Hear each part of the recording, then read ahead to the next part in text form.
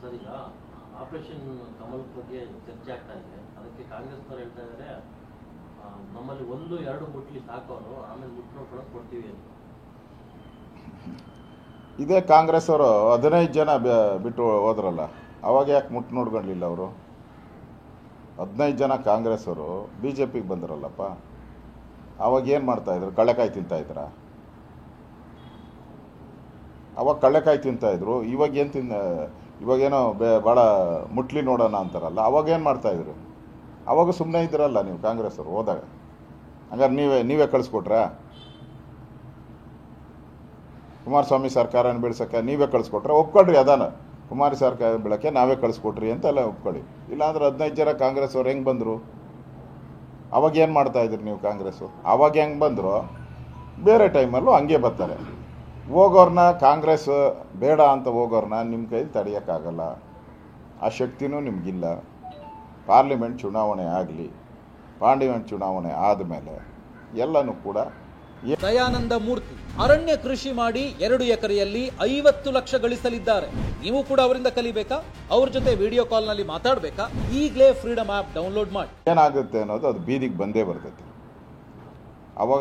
ಅವಾಗ ಈ ಭ್ರಷ್ಟ ಸರ್ಕಾರಕ್ಕೆ ಒಂದು ಅಂತ್ಯ ಆಡೇ ಇರ್ತದೆ. ಅವ್ರ ಪಾಪದ ಕರ್ಮ, 1 ವರ್ಷದಲ್ಲಿ ಅವ್ರು ಮಾಡಿರುವಂಥ ಪಾಪದ ಕರ್ಮ, ಕಾಂಗ್ರೆಸ್ಸಿನ ಕರ್ಮ, ಜನಗಳಿಗೆ ದ್ರೋಹ ಮಾಡಿರುವಂಥದ್ದು. ಕುಡಿಯೋ ನೀರಿಗೆ ಹಾಹಾಕಾರ, ಕರೆಂಟ್ ಇಲ್ಲ, ರೈತರ ಆತ್ಮಹತ್ಯೆ, ಮಕ್ಕಳ ಮಾರಾಟ, ಸಾಲ ತೀರ್ಸೋಕ್ಕೋಸ್ಕರ ಮಕ್ಕಳು ಮಾರಾಟ ಮಾಡ್ತಾಯಿದ್ದಾರೆ ಕೋಲಾರದಲ್ಲಿ. ಇವೆಲ್ಲ ನಿಮ್ಮ ಕಾಲದಲ್ಲೇ ತಾನೇ ಆಗಿರೋದು. ಅದರಿಂದ ಜನಕ್ಕೂ ಬೇಸರ ಇದೆ, ಕಾಂಗ್ರೆಸ್ ಶಾಸಕರಿಗೂ ಬೇಸರ ಇದೆ. ಯಾಕಾದರೂ ಕಾಂಗ್ರೆಸ್ ಗೆಲ್ತು ಅಂತ ಕಾಂಗ್ರೆಸ್ ಶಾಸಕರಿಗೆ ಅನಿಸ್ಬಿಟ್ಟಿದೆ. ಆ ಪರಿಸ್ಥಿತಿ ಇದೆ. ಕಾಂಗ್ರೆಸ್ ಅವರೇ ಸರ್ಕಾರವನ್ನು ಬೀಳಿಸ್ತಾರೆ. ಅದಕ್ಕೆ ಬೇರೆ ಪಾರ್ಟಿಯವ್ರು ಬೇಕಾಗಿಲ್ಲ. ಕಾಂಗ್ರೆಸ್ ಅವರು ಬೇಕಾದಷ್ಟು ಜನ ರೆಡಿಯಾಗಿ ನಿಂತಿದ್ದಾರೆ ಬೀಳ್ಸೋದಕ್ಕೆ ಸರ್ಕಾರ. ಅದಕ್ಕೆ ಇವತ್ತು ಹೇಳಿದಾರಲ್ಲ, ನಾವು ಅವ್ರಿಗೆ MLAಗಳಿಗೆ ಅನುದಾನ ಕೊಡ್ತೀನಿ, ಅವ್ರ ಏರಿಯಾ ಕೆಲಸಗಳು ಮಾಡಿಕೊಡೋಣ ಇನ್ಮೇಲೆ ಅಂತ ನೆನ್ನೆ ಸಭೆ ಮಾಡಿದಾರಲ್ಲ. ಆ ಸಭೆಯಲ್ಲಿ ಹೇಳಿದ್ದಾರೆ, ಅಂದರೆ ಇಷ್ಟು ದಿನ ನೀವೇನು ಮಾಡಿಲ್ಲ, ಇಷ್ಟು ದಿನ ಏನು ಅನುದಾನ ಕೊಟ್ಟಿಲ್ಲ, ಇಷ್ಟು ದಿನ ಏನೂ ಕೂಡ ಅಭಿವೃದ್ಧಿ ಕಾರ್ಯ ಮಾಡಿಲ್ಲ ಅನ್ನೋದು ಸ್ಪಷ್ಟ ಆಯ್ತಲ್ಲ.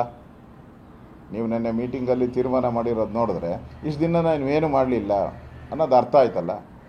ಇದರಿಂದನೇ ನಿಮ್ಮ ಸರ್ಕಾರ ಬಿದ್ದೋಗ್ತದೆ. ಬಿಜೆಪಿಯವರು ಹಗಲುಗನಸು ಕಾಣ್ತಾ ಇದ್ದಾರೆ, ಭ್ರಮೇಲಿದ್ದಾರೆ, ನಮ್ಮ ಸರ್ಕಾರ ಸ್ಥಿರವಾಗಿರುತ್ತೆ, ಬೀಳಲ್ಲ ಸಿದ್ದರಾಮಯ್ಯನವರು ಅವರು ಹಗಲುಗನಸು ಕಾಣ್ತಾ ಇದ್ದಾರೆ ಅಷ್ಟೇ. ಹಿಂದೆ ಅವ್ರದ್ದೇ ಸರ್ಕಾರ ಇತ್ತಲ್ಲ, ಹೆಂಗೆ ಬಿದ್ದೋಯ್ತು? ಅವ್ರು ಹೇಳ್ತಾ ಇದ್ರು, ದಿನನಿತ್ಯ ಪತ್ರಿಕೆಯಲ್ಲಿ ಹೇಳ್ತಾ ಇದ್ರು, ಹೆಂಗೆ ಕರ್ಕೊಂಡು ಹೋಗ್ಬಿಡ್ತಾರೆ, 17 ಜನ ಬೇಕು, 18 ಜನ ಬೇಕು, ಹೆಂಗೆ ಕರ್ಕೊಂಡು ಹೋಗ್ತಾರೆ, ಸಾಧ್ಯನಾ ಅಂತ ಅಂದರು. ಸಾಧ್ಯ ಆಯ್ತಲ್ಲ. ಮಹಾರಾಷ್ಟ್ರದಲ್ಲಿ 90 ಜನಕ್ಕೆ ಮೇಲೆ ಪಾರ್ಟಿ ಬಿಟ್ಟು ಹೋಗಿದ್ದಾರೆ. ಶಿವಸೇನೆ ಮತ್ತು NCP, ಕಾಂಗ್ರೆಸ್ಸು ಎಲ್ಲ ಬಿಟ್ಟು ಹೋಗಿದ್ದಾರೆ. ಹೆಂಗೆ ಬಿಟ್ಟೋದ್ರು? ಅಲ್ಲಿ ನಾಯಕತ್ವ ಸರಿ ಇಲ್ಲ ಅಂತಂದರೆ ಏನು ಮಾಡ್ತಾರೆ? ಮತ್ತೊಮ್ಮೆ ಈ ದೇಶದ ಪ್ರಧಾನಿ ಮೋದಿ ಆದಮೇಲೆ ಇಲ್ಲಿ ಕಾಂಗ್ರೆಸ್ ಅವರಿಗೆ ಗಂಟು ಮೂಟೆ ಕಟ್ಟೋದು ಒಂದೇ ಬಾಕಿ ಇರೋದು, ಬೇರೆ ಏನೂ ಇಲ್ಲ. ಯಾರು ಈಗೆಲ್ಲ ನಾನಲ್ಲ ಅಂತ ಹೇಳ್ತಾ ಇರ್ತಾರೋ ಅವರೇ ಫಸ್ಟ್ ನಿಂತಿರ್ತಾರೆ.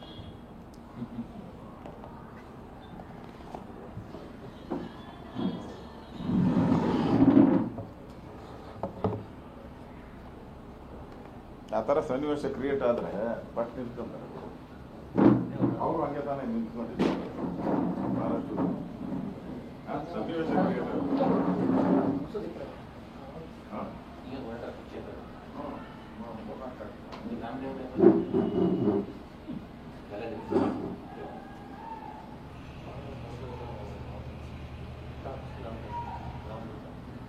ಹಾಕಿದ್ರೆ